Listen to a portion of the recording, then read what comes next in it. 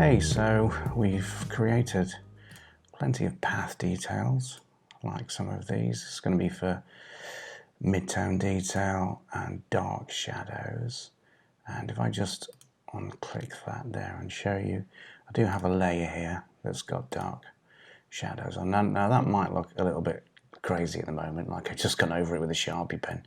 But if we just crank the opacity down, I'll explain to you a couple of reasons why I've done this. One, obviously, is to use, so I've got masked areas, because obviously all these paths I can select as masks, which I've been showing you throughout this project, like for painting all this detail in here. And if you remember from previously looking at this, you know, this all started, didn't it, very, let's find the shading. Where's the shading for? There's a shading for it. That all started when we first started painting the shading, and very blocky, didn't it? Very masked and heavily blocked. But when it comes to do the finished painting, you know, working in a lot more detail and a lot more carefully, erasing areas back, like if you were doing an oil painting, you might glaze lighter or white over, or lighter colours over to knock back some of your shaded areas. And it's the same in airbrushing, and it's the same in Photoshop. That's what I love about Photoshop. So, but there's two specific reasons that I've done this in here, and I'll explain to you why that is. So if I just zoom out here, let's have a look. In fact, Command 0, and that's fit in window, and Command H, that'll hide that guide. So there, practically, it's just about finished now. We've just got to work on the portrait, and then lots of touching up here and there, and then we'll flatten all the image down, we'll blur some of the edges, get it all nice and uniform. But we now have an outline for the whole path, complete outline all the way around from top to bottom, which we didn't have before when we were painting all these, if you remember. And apart from obviously using things like being able to mask off areas in here, like that's how the picture looked originally, if you remember, and I'm using a path as a layer mask like that inside here, just to mask off this old version of the photograph from the background, so you can see what the difference is between how it was originally and what I've managed to work it up to now to look like this, which I'm really, really, really happy with, to be honest with you. But why the extra paths? Why all the paths for the face? The reason that we're going to need additional paths like this is so that my whole project is completely unified right across the board. And what I mean about that is this, is that if you remember originally when I told you about this whole project at the beginning, if you haven't watched it from start to finish so far, or at least from the earlier videos, this project originally is to be painted, Colin's portrait to be painted on a section of the dashboard of a Mini, and this is where it will be going. So it's going to be going on, you can see this is like the two sections that sit on the dashboard, and this will be the piece where the majority of the artwork is going. It's not very big, which means, you know, there's only a certain amount of area that I can work on here to get Colin's portrait into. And his son Damien also wants a little bit of text on here in memory of his father, which I will be doing. And to produce that, we'll need to cut some vinyl masks with something that's called Ultra Mask, which is used for cutting masks for airbrushing. So the reason for doing these detailed masks, and especially these ones here, for the detail in the face, is it will really help me when I come to actually airbrush onto this section here, because what I'll be able to do is lay on here without having to draw on this surface. Once this has all been sanded and prepped and cleaned, ready for painting, I'll be able to layer the mask. The mask will be cut on a plotter, and then I'll lay it onto here, and then I'll remove the areas that I'll need to paint through. Very similar to having a mask here. So if we just turn that off and we put the paths on there, so basically this will be cut on a plotter as small as we can go. I'm going to try and get the portrait as big as I can on there, obviously, to paint it, because it's going to be quite tight. And that's another reason for having a little bit of help with some cut-out masks, is that the painting itself on this will be relatively short, as small, so it's going to be quite a challenge to get that as much detail as possible in that. It's going to be very small indeed, so as much help that I can give myself to paint this is exactly what I'll do. So I've got a bit of neck shadow there, look, mid-tone detail here, and then darkest of shadows details here. So I'm going to use those shortly to start painting the detail of Colin's portrait. But what I'm going to do first is I've made a copy here of Colin's portrait. And this was the one that I set to multiply up here. Look, you can see in the overlays for the different layers.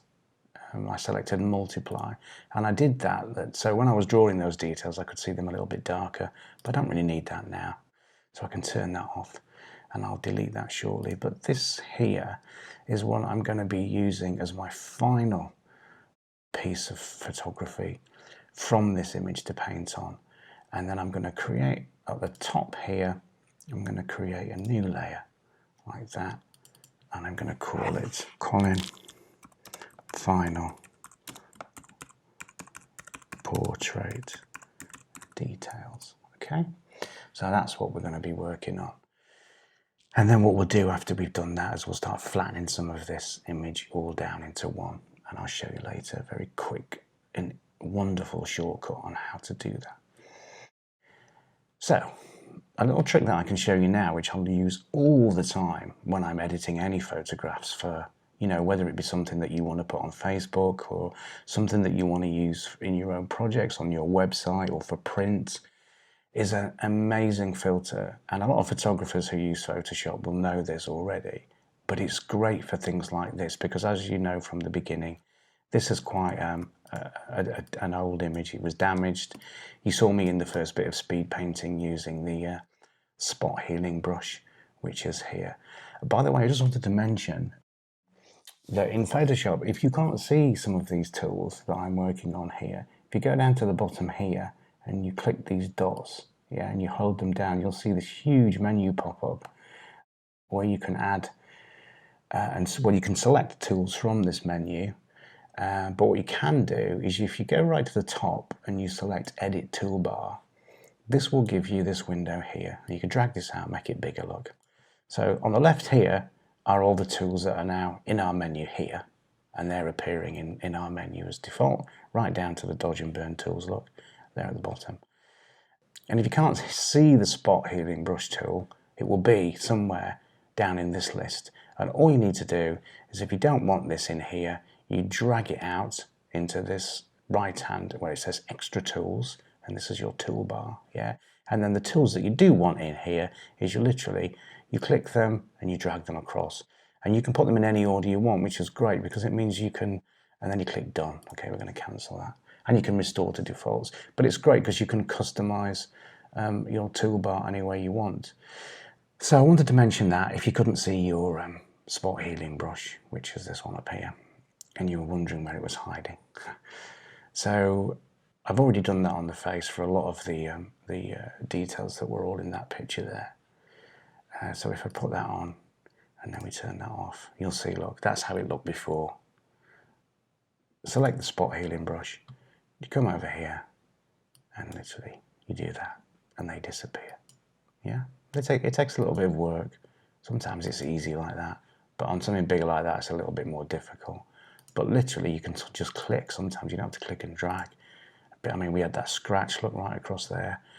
We were able to come in and just have a look at that. Look at that. Doosh. Gone. Incredible, isn't it? You have to be careful, because what it's doing is very similar to the clone brush. It's picking up pixels around it and using that to cover that area. So that's that. But we've covered that earlier, so we don't need to go over that. So I've got to this stage here. I'm quite happy with how Colin's looking there. He's looking fab, isn't he? Dude that he is. And we've got this layer here that we're going to be doing our painting on. But what we're going to do at the moment is going to show you this filter up here, which is used a lot in photography, like I've waffled on about now for 10 minutes. So I'm going to show you this filter that we're also going to use to help lose a few of these artifacts here. So in here we've got these lines, look, that are in the image. We could use that spot healing brush and go over some of these. We might still need to do that. We'll see how it gets on. We're going to soften all the hair and repaint over this anyway. But you can see we've got a lot of artifacts still. It's still quite jagged.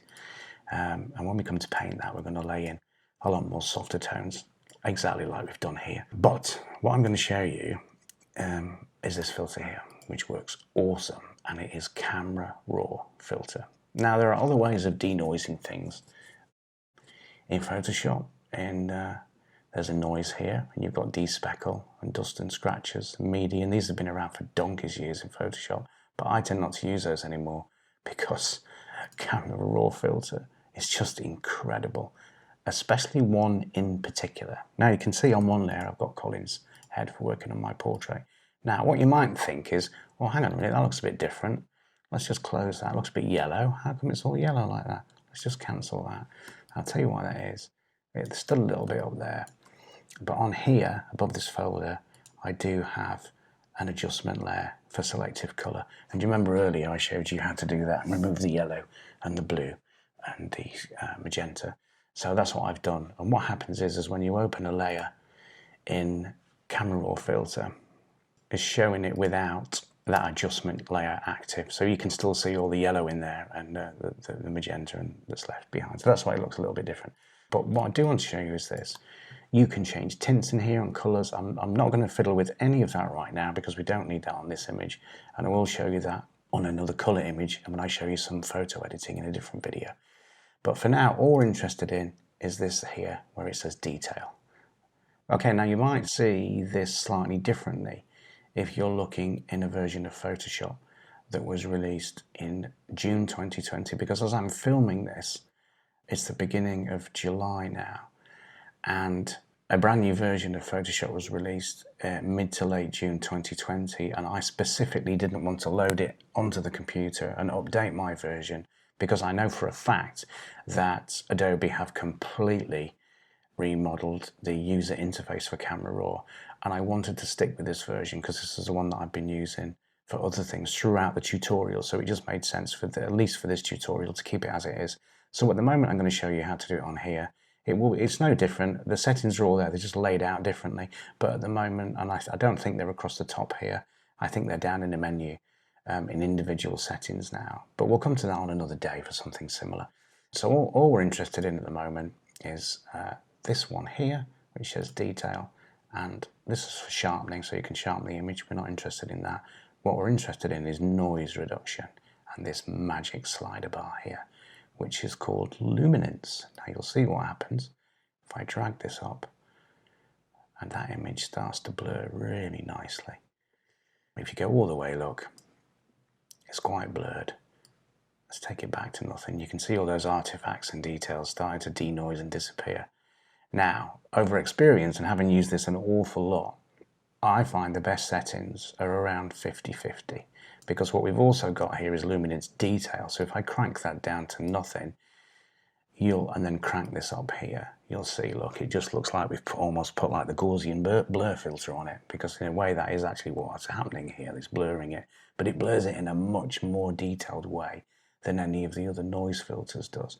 So what I've found by experience is anywhere between, depending on the size of the resolution of the image of course as well, anywhere between kind of 45 and 51 is ideal. So 50 goes for me, and then we crank the detail up, you'll see what happens anywhere again between sort of 45 and 50, 51.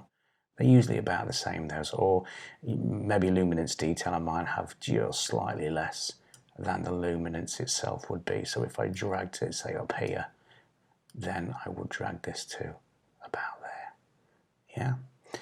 But like I said, about 48, 50, and about 50 here. And what that will give us then is it'll lose some of those artifacts. We could even afford to push that up a wee bit more, I think. Because remember, we are going to paint over this, yeah? So let's get a 55, and let's leave that at 48, because I quite like the way that looks. And let's click on OK. What you have got down here is you can swap before and after settings. You can cycle between before and after views. You can see them side by side. So there it is now, look. That's how it looked before. And that's really useful because you can just see how far you've gone compared to what the image was in the first place. Wonderful thing is Camera Raw, especially for colour photography, portraits and landscapes. And we're going to be covering that in a different video. But for this, I wanted to show you that because it's incredibly useful. So we're going to click OK. And that is going to give us a nice blended, softer look to some of the tones here. You can see we've lost those lines a wee bit, but we are going to fix that. We'll fix that in a second. I think you'll see that that is looking a lot better. Okay, so we're going to paint the section now of Colin, get the portrait done, get the painting of all the shading done. We've already done the Camera Raw just to take the artifacts away slightly on the face. So what we need to do now is we'll hit B on the keyboard for brush, hold the Alt key down, which gives us the eyedropper tool. We'll select a colour in here. Let's go at the moment for this sort of mid colour here in the shadow. And what's important is if we go up to opacity here, we're on 100%. So that's going to give us 100% of the colour like that, which we don't really need.